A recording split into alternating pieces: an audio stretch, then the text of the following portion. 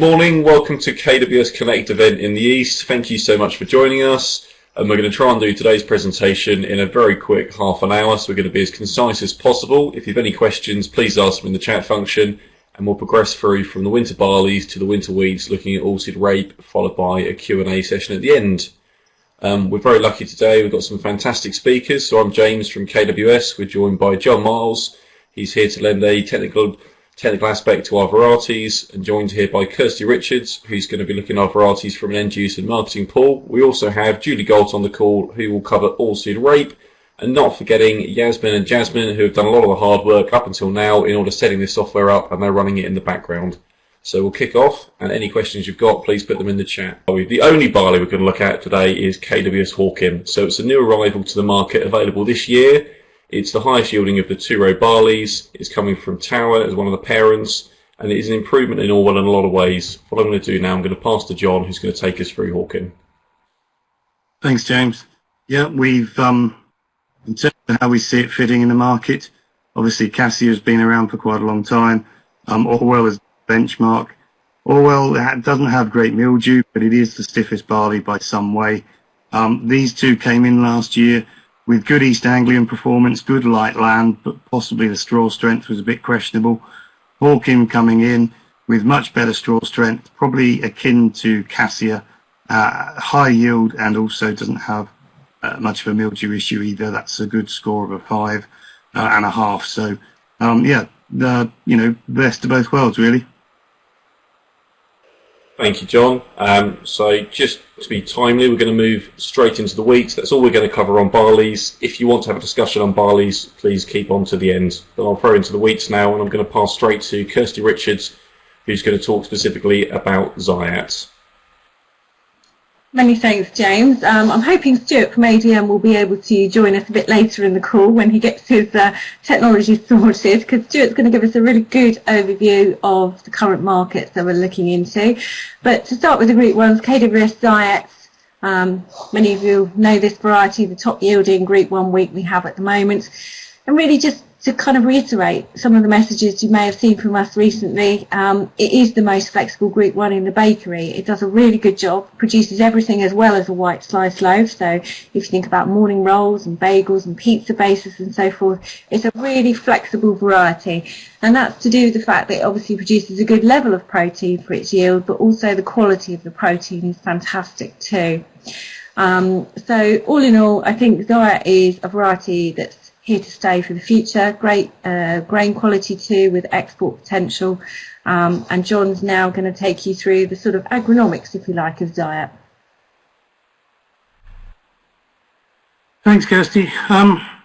Yeah, within that Group 1 sector, you've got the three varieties, and I think what's important to know is that, if you look at the RL candidates, there's a variety in there that looks to be a Group 2, certainly not a shoe-in Group 1, and also if we look further up the pipeline into NL2, there's been a number of varieties of milling potential which we believe is greater, but they've been classified as Group 2s. Now, from the outset, I mean, it doesn't look to be a shoe-in Group 1. So one of the things to consider, and particularly if you're in Essex and you are in the basket for Group 1 milling wheat, then your variety list coming is continuing to be restricted. Now, Zyatt, with Zyatt and Skyfall, I think we always felt that they had very similar yellow rust issues. Both varieties have got some yellow rust, and this year being a very big yellow rust year, I think we've seen that Zyatt's probably got a bit more yellow rust in the last few years. So we've lost the wriggle room, I think, with any sort of rust in that Group 1 sector, and I think that's something that we just, with the lack of a pipeline, we have to decide whether we can deal with that really. I mean, we'll talk about Septoria in a minute, but I mean, Ella, any comment on yellow rust particularly in this year? Hi, thanks, John.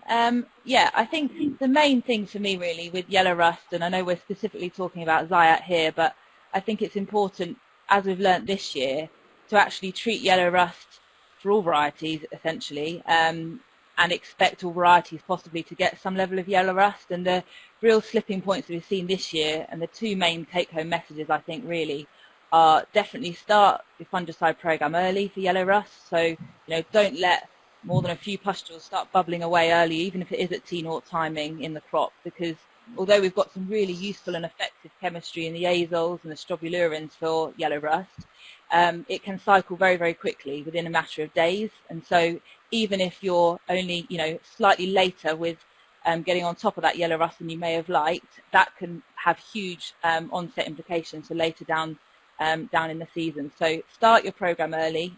Protectantly is ideal. But as soon as you start seeing pustules, and then going forward from then, definitely keeping intervals tight, and we've seen that year on year. If you let your intervals slip over 3 weeks, that's when your yellow rust again can start creeping in. And I know it's difficult, but when it's dry and you get into that T1 timing, and you possibly think to delay your T1 because it's so dry, just think if you're not protecting that fully emerged leaf 3, then yellow rust, as can septoria, but yellow rust will easily creep in there in a matter of days. And so it's really, really important to keep your intervals tight, as well as starting the program early enough for yellow rust. So that's across all varieties, and similar to Zyatt. Yeah, you're right. I think that's the thing. I mean, the recommended list has not addressed seedling susceptibility, and the adult resistances have been under pressure. This year has been a massive year. We've seen a lot of varieties under big pressure, and I think we always felt that Zyatt was very similar to Skyfall in that respect. The other key things I think to mention in this Group 1 sector is septoria. Now, this is a slide that I've been using with agronomists for quite a number of years, where we just look at the varieties and rank them by septoria resistance. And obviously where you've got yellow rust, there's some brown rust, there's some big things, big returns, responses. But, this sort of 6 and 6.4 is quite a key thing. I mean, going forward, Ella, I mean, there's a lot of varieties that are not on this list. From your point of view with the chemistry, I'm guessing a sort of a 6 to a 6.5 is a useful addition, and probably going to be more so going forward. Definitely, and I think obviously we're in an eastern perspective today, and we are, inherently have a lower rainfall than we do over in the west, so we can almost be a bit more flexible with these varieties. But something with a 6 around the Zyatt sort of stage is really still really useful and definitely manageable, and should be utilised correctly. As we know, drilling date can still have a big impact, so consider your drilling date with varieties still with a 6, but it's definitely manageable and still a really useful addition in the genetics compared to some of the lower scoring varieties. So it's in this neck of the woods, it's easily manageable.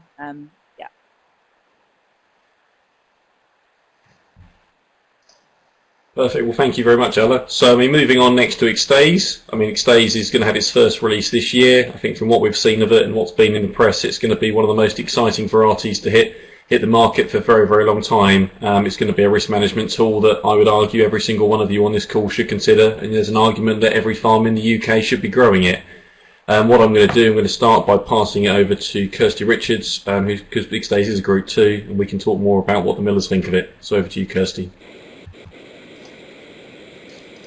Many thanks, James. So, as you said, yes, KWS Extase is a Group 2 milling wheat. Being a Group 2 doesn't mean it's a failed Group 1. It just means that it either has a very specific use in the bakery. If you think back to days of Soissons, that was a very specific use that the bakers had in terms of making French-style products. Or the other reason a variety can be made a Group 2 is if it has sort of not the flexibility of applications that we've shown you with Zyatt as a Group 1.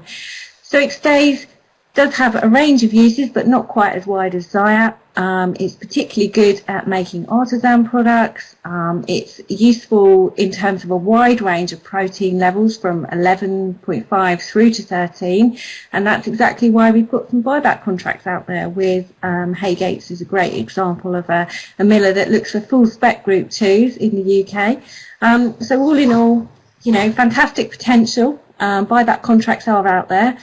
Incidentally, it's come from our French breeding program, so obviously it is, a premium quality French style milling wheat. In France, it has BPS for bread making, superior, and also has something called VRM, which is the miller's gold stamp of approval in France. So, great potential in the quality market. But as we said, that's only a portion of the story. John's going to take you through the agronomics now. Thanks, Kirsty. Now, with one of the highest disease resistance ratings, then this variety is potentially something that can help us, look after our crops better, and indeed it should be one of the lower fungicide costs on the farm. I think it's very much down to the risks that are faced and the drilling dates that the crops are drilled on. With some of all the pressures on farm, I mean, this sort of angle about buying time is incredibly old, but I think it's probably more true now than it has been before. And this is where we would argue resistant varieties really do help ease the burden. You will have read as well, we do have an angle on the fact of about having a responsible, or for any situation, there is a robust rate of fungicide to be used. And the reason is that some of these high resistance scores are based on major gene, and that's just one gene. If we don't protect that, then there is a chance that it could be eroded and we lose it. And so, it's not going to be a massive spend, but there is a reasonable spend level where we keep things complicated for septoria, so we don't have the big selection pressure on it. That's one of the things that is quite key. So with all of these, whether it be the Siskins or the Cougar crosses or the Extases, we've got major gene in there, so we just need to bear in mind. Obviously, in the east, we are in one of the lowest septoria pressures in the east, so we're lucky in that way. But of course, we do have to contend with rust, which others don't. We know we've lost eradication activity, so that does mean that we are going to be farming in a more protectant situation, ideally. But we know that things don't always work as planned. And this is a slide I've been using since 2017, which Bayer kindly let me use. And for me, this really shows what a resistant variety does for you on farm. Now, we have dear old Trinity at the bottom here, which was a 5 and a bit for septoria. And you can see at a T2 timing, there is already septoria creeping into these leaves. And then when we come to a Revelation, which was a good 6, a Siskin that's a near 7, and if we imagine an Extase over here at an 8, very little or no septoria creeping in. But weather doesn't allow us, and we are late with applications. There is septoria starting to creep into quite a big way into the Trinity, coming into the 6, less in the 7, and of course, as you can imagine, the Extase would be a trace as well. So I would argue that the role of is about having a sensible spend, but it's about enabling your chemistry to work more effectively, and also you can lose less yield because you're getting less disease in that plant. I mean, I know it sounds obvious, but with all the challenges we've got, the loss of CTL, how that's going to impact stuff, we're going to rely on varieties more. And for me, this graph is really the key to that. And Ella, you've got some work on what you've been doing with Extase in the east. Yep, we have, and I'll just take you on to the next slide, which shows this really well, really. I mean, like we say, the Extase is it's a really exciting variety, and we know that actually the genetics is the biggest key to battling septoria particularly, so we should use it in the best way possible, really. So just wanted to show you a little trial that we did with a grower, James Knott, down in Essex, and he had 2 different fields, field A and field B, and they were they were drilled on 2 different drilling dates. So you can see field B was drilled in October, whereas the field A was drilled in December, and these were 2 different varieties. So he utilised the Extase. Although he drilled it earlier, he had the lower risk in the genetics of the Extase on the October drilled field, and then he drilled the Cohen in December. So you can see here you've got, and you quite often have this on farm, 2 completely different ends of the spectrum with genetics, but actually flipped on reverse in terms of drilling them at the different ends of the spectrum as well. So you've got a higher risk variety in the Keren, but actually you've drilled it later. So the question is which field is going to have more septoria in it come that key T2 timing, and therefore how should you structure your fungicide program? And both fields were in Essex, so they both had that same variable of that warm and wet winter, which you could argue again increases that septoria risk. They both had that dry March and April that we know very well that we had this year. So again, slightly lessening that risk, but that's still that same question is raised as to which field is going to suffer the higher septoria pressure. And so this year, Bayer, and we've done it for a number of years, but this year in field we've been able to offer, we offered this trial a testing system. It's called Bayer's Rapid Detection of Latent Septoria. And so James was actually able to sample leaf 2 just prior to his flag leaf timing of T2 fungicide application. And so he sent this leaf 2 off to the lab, and we were able to turn around a result within a few days to tell him exactly how much latent septoria DNA was present in that leaf. And so we to give a kind of a snapshot, a point in time of how much septoria was in the comparison fields.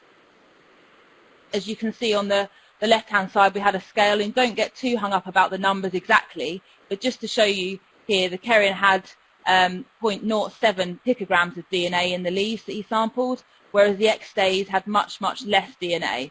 So it just shows, even if you have a variety with a poor septoria or poorer septoria resistance, such as the Kerin, drilling it later still doesn't give you that best chance of actually utilising the genetics of the Extase. The genetics in this example outweighed the drilling date, if you like. So it really shows the importance of that genetics. But the key point here is this trial was this year in 2020. As you know, it's very dry, and obviously there wasn't much septoria visible at all. But actually he was still detecting some level of septoria in leaf 2 of Extase this year. So it shows it's not completely oblivious to septoria, and we can't completely ignore fungicide programs on these varieties. But it is just a tool in giving you some flexibility when things get tight and when programs get busy, that actually you get much more flexibility with the Extase than you do with something like the Kerin. So it's a really nice example of showing the genetics really having that key in setting that septoria risk, but it's not completely eradicating all possibilities of septoria in that crop. So that's what we're able to do this year, and hopefully in the future we can bring that on a wider scale to help people make their decisions. Cool, thanks Ella. Extase has a very high level of what we call resistance, but it's not totally resistance. I mean, nothing we have on the RL is totally resistant, apart from perhaps midge. So, you know, it tolerates a very, very high level. I think what we have to be careful of going forward is the way that we interchange resistance and technology going forward. The other key things, because I know we got lots of great questions, and we will come back to them at the end. The other interesting thing coming from France is that we have a very continental type variety. Now, it's done very well in the last few springs where we've had higher yields, had drier springs. One of the key things is this earliness that we see is quite key, and it does move quite early in the spring. But of course, you guys will see earliness on the recommended list as this plus or minus skyfall, and this really doesn't tell you anything. We'll touch in Parkin, but we do dry downs. Now, this is all drilled on the same day, and you can see Parkin and Extase coming in here to 16% on the 23rd, 24th, and we have something like Lily and things, and Siskin coming in 26th, 27th. So when drilled on the same day in East Anglia, there is at least 4 days of combining in between some of these varieties. And of course, we don't drill all of our wheat on the same day. But Extase is very vigorous. It is quite fast to move. It is stiff-strawed, so this is a good thing. In terms of drilling date, I think we can still be quite traditional in terms of back end of September and beginning of October if we want, or we could use it like Cordial and drill it at the end of the campaign and still have a relatively early harvest. So that's Extase. James, I'll let you start on Firefly. Thank you very much, John. Thank you. So we just talked about Extase and seen all the merits that it holds with that exceptionally high untreated yield and septoria. I think if we look at Firefly, I think in my opinion it's an overlooked wheat. It is a group 3, but it's got probably one of the best disease packages all round, I would say, you'll find on the recommended list. Coupled that with the stiffest straw, obviously it's got midge as well. There's a lot of attributes I think that make Firefly, you know, a really attractive wheat, you know, and one of the banker wheats I would have on my farm. In terms of, you know, end users, I'll pass to Kirsty now, who can go over the markets.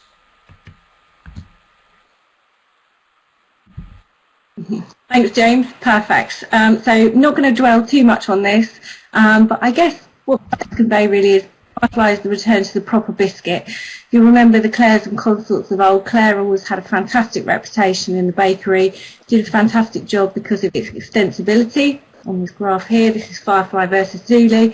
What that means is really it's all about getting the right shape of biscuit time after time, the right height of biscuit, so that when you're on a plant that's running 24/7, you always get the right number of biscuits in a packet. And Firefly, like Claire and Consort before it, does that consistently. Obviously, it's also an export wheat as well. It's got its UKS designation, and a really neat character it has is that it constantly produces below that 0.55 for P over L, which makes it something that the export millers are really keen to look at further. So all in all, the return to a proper biscuit wheat. John, if you just take us through some of the other characteristics of it. Thanks, Kirsty. One of the other key things that we've lost a bit on the recommended list, and maybe rightly so, is stem stiffness. I mean, we've improved the late drill performance of winter wheats because of drilling trials later, but that has come at the expense of stem stiffness, and there's few varieties on there. And something like Firefly, I think when we look at something as old as the AHDB lodging risk assessment, you know, you can pull apart varieties in terms of stem stiffness. So we have a few like the like Parkins and Fireflies, and indeed Extase is stiff as well as being tall. So I think we have a few lower risk options when it comes to stem stiffness. And as you can see, you know, in terms of what I deem some of the potential, you know, we can address some of our PGR use as well if the risk is low with the site and season. So, James, back to you. Thank you very much, John. I mean, what we're going to do now, we're going to just jump into Parkin just to keep it within the time. So, I mean, we're talking now about a variety that didn't make it to the recommended list. I suppose that's the elephant in the room that we need to address first and foremost. However, you know, this is the variety that we saw the most feedback and interest in, you know, certainly last year from a lot of growers. I mean, Extase and Parkin were probably the two that saw the most sort of chatter and on the social media as well. So I'll pass to Kirsty and she can talk us through why that was. So we won't dwell too much on it really, but Parkin didn't make the RL last November, and that was because it didn't hit the hard group 4 yield target. However, just wanted to share with you some information as to why we think it's a useful variety. And the first is kind of putting it head to head in a range of trials that we've run throughout the country over the last 2 harvest periods. I think you can see that it's no slouch. It's up there with the commercialised Group 4s that are on the recommended list at the moment. And actually put it in the right slot, and that's where Parkin will deliver. So this is the AHDB data that's been collected. You will actually see it on the RL. It's printed in the varieties that didn't get recommended on page 14. So if you want to look at its vital statistics, have a look on that.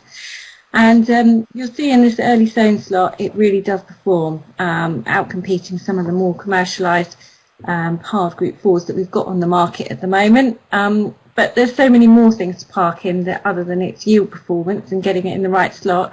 And I think earliness is one of those key sort of traits, if you like, that Parkin really delivers in spades. So on the left-hand side here, we've got the dry down information that our breeding team measure each year. This is the 2019 data, and basically it's a race to see who gets there first, who gets to that 15 or 16% first.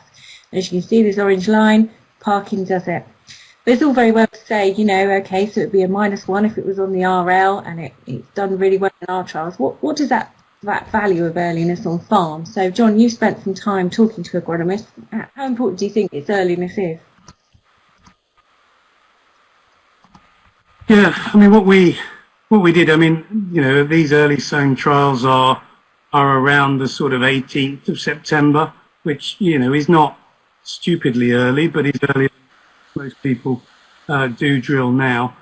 But when we go back to being able to drill, you know, some of our wheats in the last few days of September and first bits of October in the east, and our blackgrass land possibly, you know, 10 days later, we have the potential to have quite a gap between the varieties. And what it did was ask a number of agronomists and farmers what was the gap between, you know, when they had things like Grafton and Cordial and things like Santiago. And actually, when you have an early variety drilled as one of the first, and then your main body as your Santiago types, there was actually quite a large range of drilling dates. So what I think we're proposing here is that, we have with both Parkin and Extase, as long as they are drilled earlier, then we have some potential of some, July combining in our area, which would again be incredibly valuable, considering how much we're trying to do.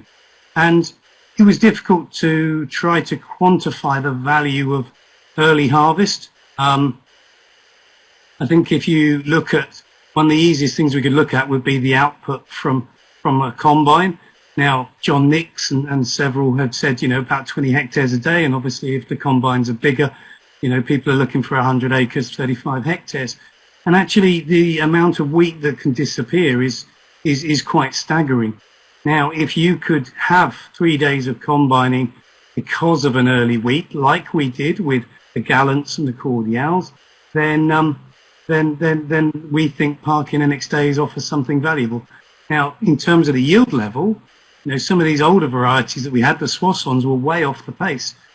Sitting around 102, 103, 104, these varieties are not matching a skyscraper in yields, but they're only, 0.1 of a ton off of those yields. So, we think there's seriously something to go at there. And if I just summarise Parkin, I mean, we know it didn't get on the list, but we do think it has a value.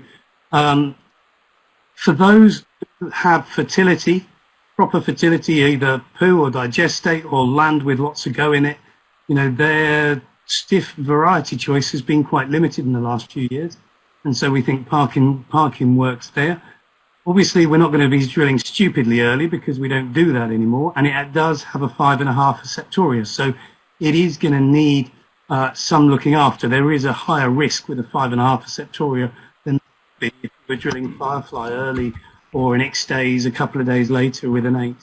But I think we believe that there's a good balance of features there. And I should mention, it doesn't have midge resistance like some other varieties. And I think that's one of the juggling acts across variety choice on farm is to balance all of your risks, whether it be rust, septoria or midge. Unfortunately, we can't do it all in one variety. James. Thank you, John. So what we're going to do now is very quickly, I'm going to pass to Julie and we will cover all-seed rape and then we'll move into an interactive Q&A session. Thanks very much, James. I have just got 2 varieties that I want to speak to you about on the oilseed rape today. One should be very familiar to any of you that do grow oilseed rape. It's Campus. It was first introduced in 2014.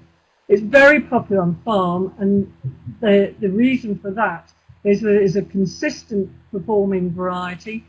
Whatever the site, wherever you are, whether it's in trials or it's on farm. It's a very vigorous variety, and it has a good agronomic package. It has 6s for light leaf spot and stem canker, and has very good verticillium stem strike tolerance.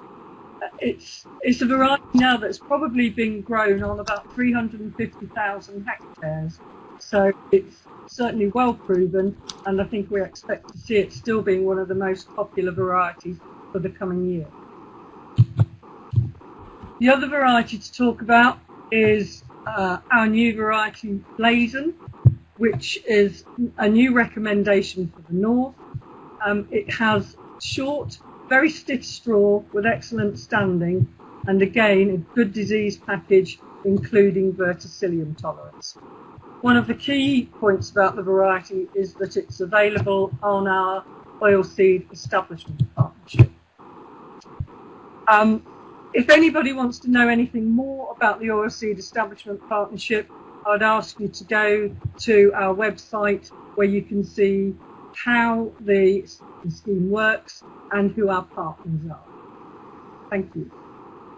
Thank you, Jules. Well, I suppose just to clarify and sum up. Thank you, Jules. Well, I suppose just to clarify and sum up the session, I mean, we've said a very brief overview there of the key varieties.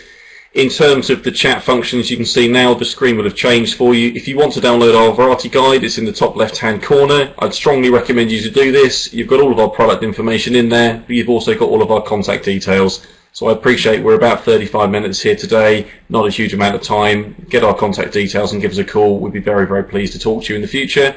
You've also got web links there to our website and what we call Serials 360. Serials 360 is, as it kind of sounds like, it's a virtual crop tour. If you haven't seen it, check it out. It's pretty good. I think you'll quite enjoy that. And then I'll move into the questions. So I suppose if I kind of share it, and we'll see who wants them between us guys then. So let's start with some questions we were receiving on Extase, because we probably saw the most there. So if I start with John. John, question here from Edward Bradley. What's the autumn vigour of Extase like compared to Siskin? Pretty similar, I'd say. It looks a bit more showy. It's got kind of a leaf that's as thick as your thumb rather than a leaf as thick as your finger. So it looks more like barley. But I'd say autumn vigour is as good as Siskin. Probably a little bit taller, so I think that can be taken as being more vigour.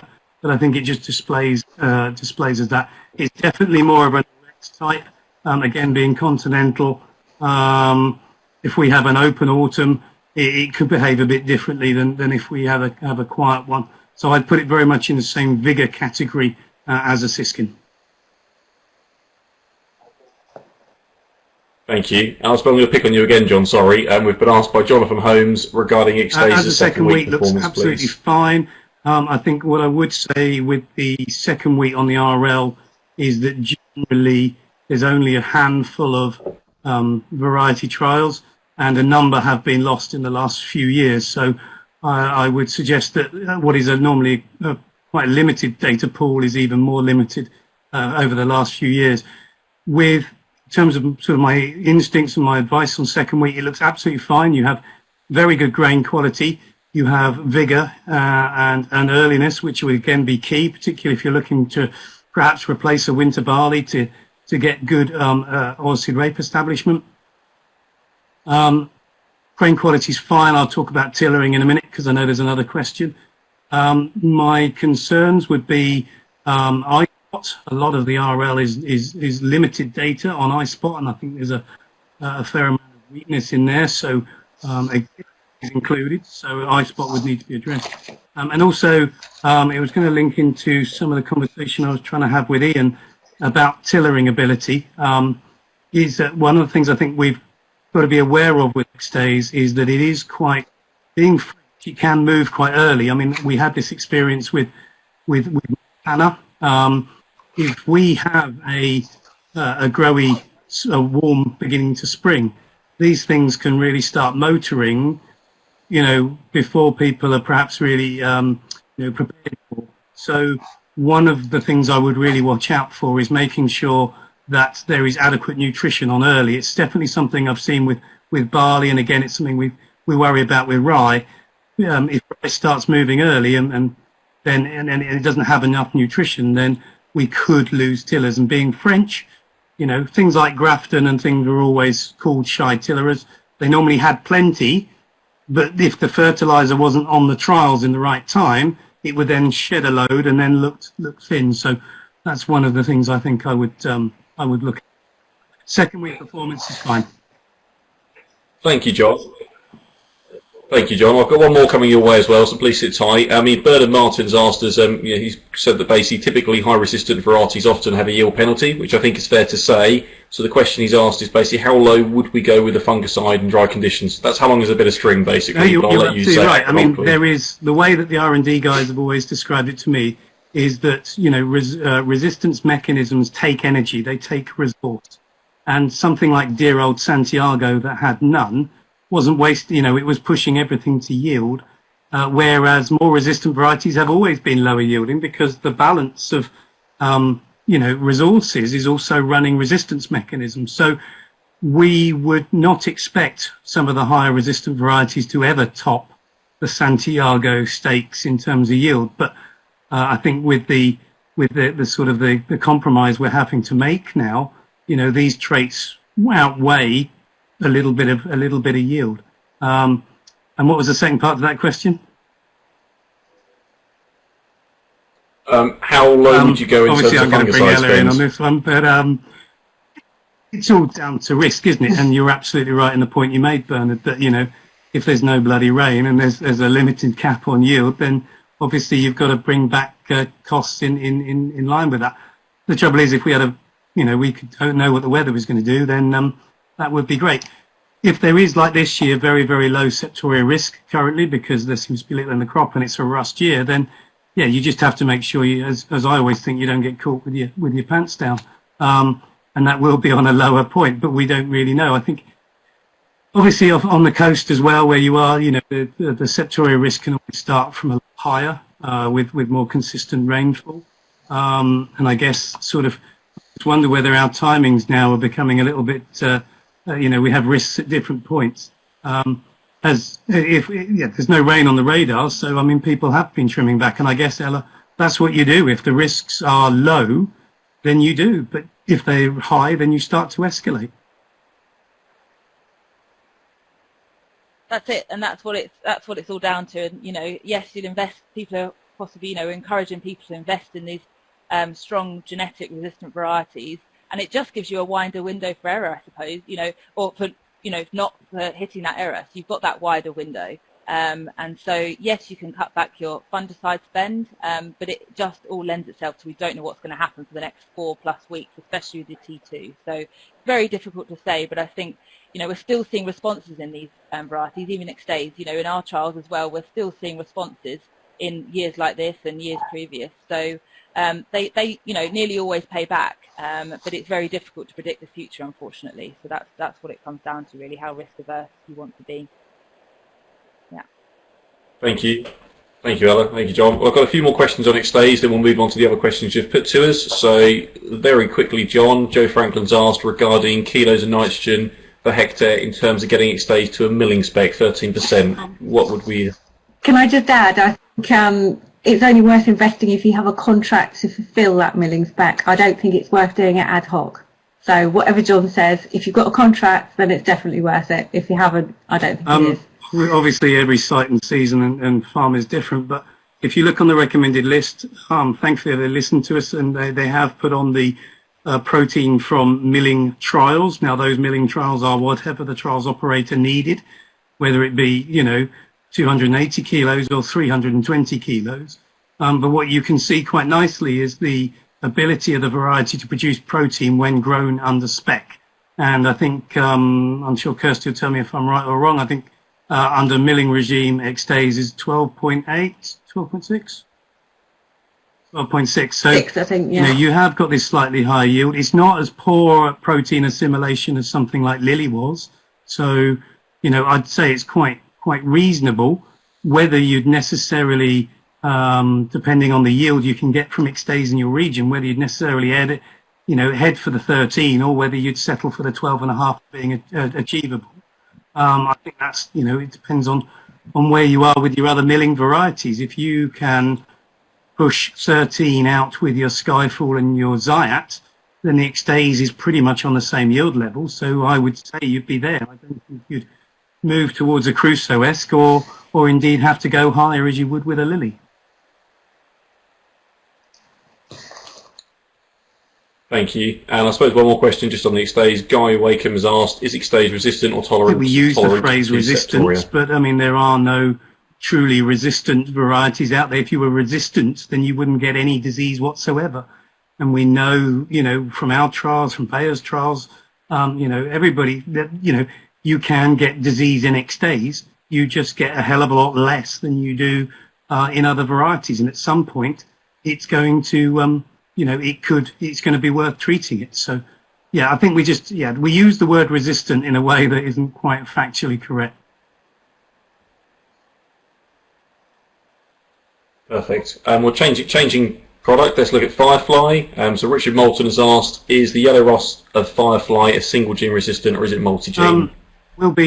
There will be some major gene in there. If you look, I mean, it's getting a lot from Cougar, and when you get to 7s, 8s, and 9s, from a breeding point of view, the feeling is that you have got major gene in there.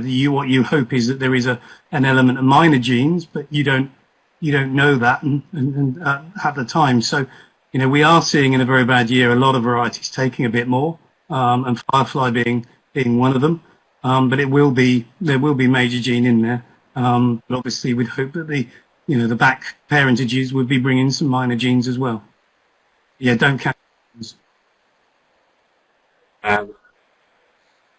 Thanks, John. And one more question for you, John. Whilst I'm picking on you definitely now. Ben Whitworth's talked about the drought tolerance of Firefly compared to the other Group 3s, so Illicit, Zulu, stuff like that. What have we seen this year? It's been a good year to test it. And then they all look fine and then they're dead. Yeah. Well, there was work before with looking at leaf roll and things like that, and I think the conclusions were that there was no statistical evidence either way that whether it was positive or negative. Drought tolerance, up until a point, I think I would say that anything selected and bred in East Anglia from any of these UK breeders, considering when we did that CPB rebrand to KWS, we worked 3.4 million winter wheats in all the generations, and some of you will have seen our fields and seen how many lines there are. So anything that comes through a breeding process being selected in East Anglia has probably got a reasonable level of drought tolerance. It is shorter and stiffer, so whether it's going to quite have the true light land performance, but it's done incredibly well in East Anglian trials, and the last couple of springs would have been incredibly dry. I would say it would be right up there on that basis. Thank you. So now we've got some drilling date questions. So Bernard Martin's asked a question regarding early sown trials, so reference Parkin. I mean, how early is early sown in our trials for drilling dates for it? Because Ian Smith asks, he's been drilling Parkin usually around 15th, 16th September, so would that fit that situation?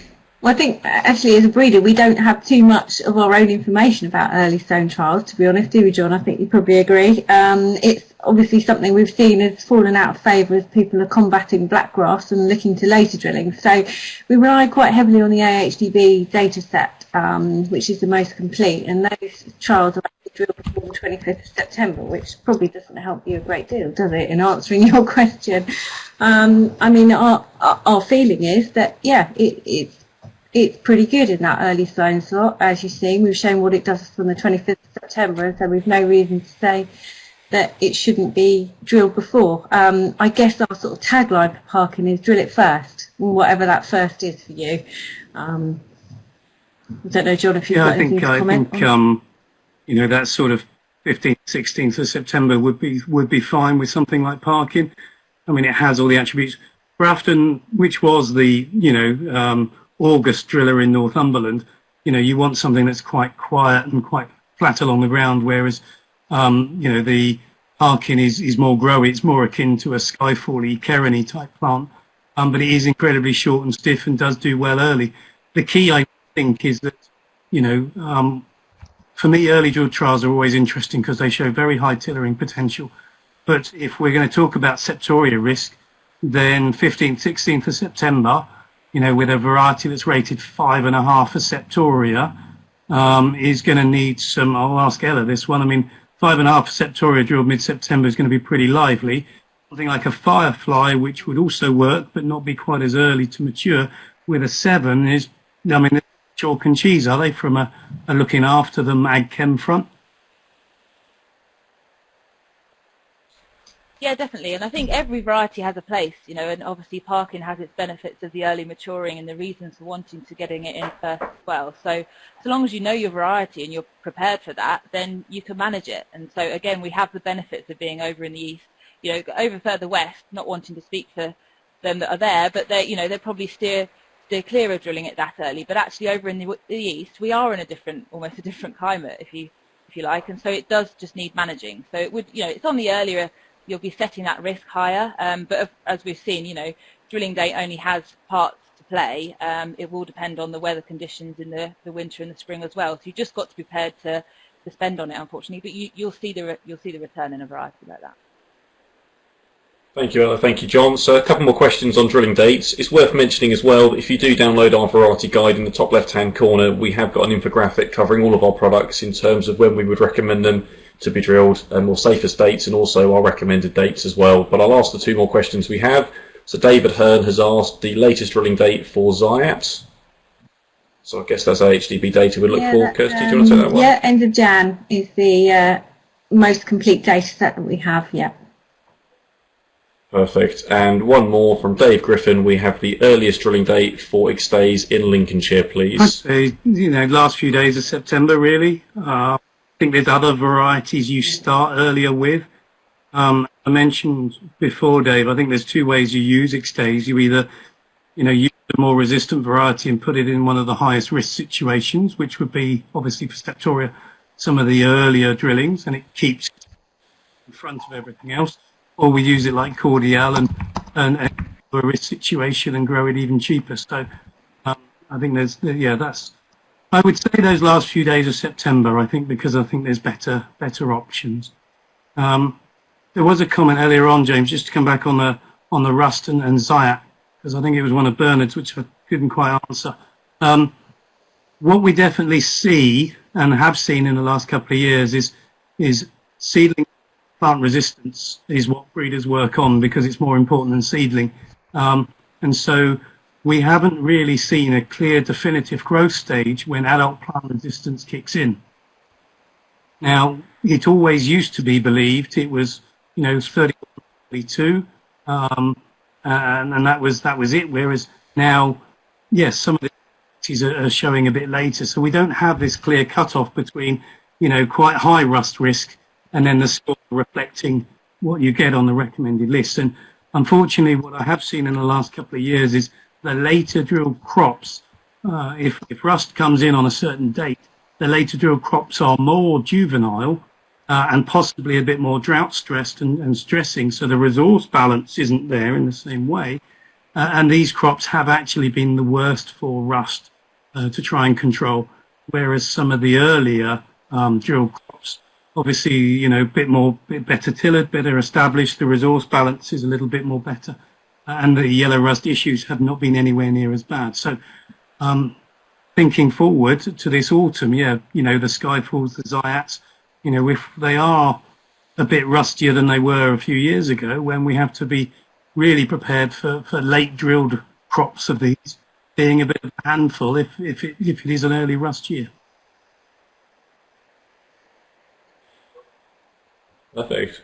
Well, thank you very much. Well, we have come out of questions. There's no more to appear in the chat, so thank you very much to everybody. Thank you to all the speakers, and thank you very much for tuning in. We appreciate there's a lot of digital content this year, and we hope to see you in a field next year.